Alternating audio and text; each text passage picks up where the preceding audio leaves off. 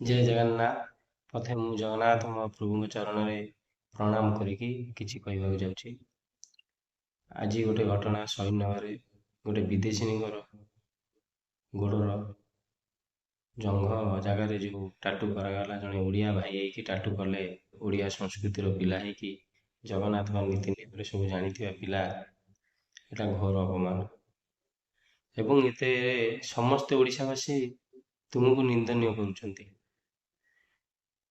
ଭଗବାନ କରନ୍ତୁ ତୁମେ ତ ଜେଲ୍ ଗଲଣି, ଯାହା ଭୋଗିଲଣି, କିନ୍ତୁ ଭଗବାନ କରନ୍ତୁ ଏମିତି ଆଗକୁ କୌଣସି ଟାଟୁ ବନାଅନା, ଜଗନ୍ନାଥ ମହାପ୍ରଭୁଙ୍କ ଟାଟୁ ବନାଅନି।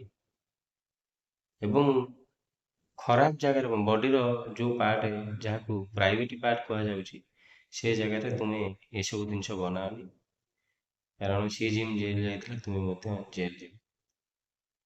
ଆରେ ମୂର୍ଖ, ଟାଟୁ ତ କଲ ଫେର ସେ ଟାଟୁକୁ ଭାଇରାଲ କରୁଛ। ଏତେ ମୂର୍ଖ କେମିତି ତୁମର ବୁଦ୍ଧି ସବୁ ଆଇଲା? ତୁମେ ଜେଲ୍ ଯିବା ନିହାତି ଦରକାର ଥିଲା, ଜେଲ୍ ଗଲ। ପ୍ରଭୁ ଠିକ୍ ତୁମକୁ ଜାଗାରେ ପହଞ୍ଚେଇଛନ୍ତି, ତୁମେ ଦଣ୍ଡନୀୟ ହବା ଦରକାର। ଜୟ ଜଗନ୍ନାଥ।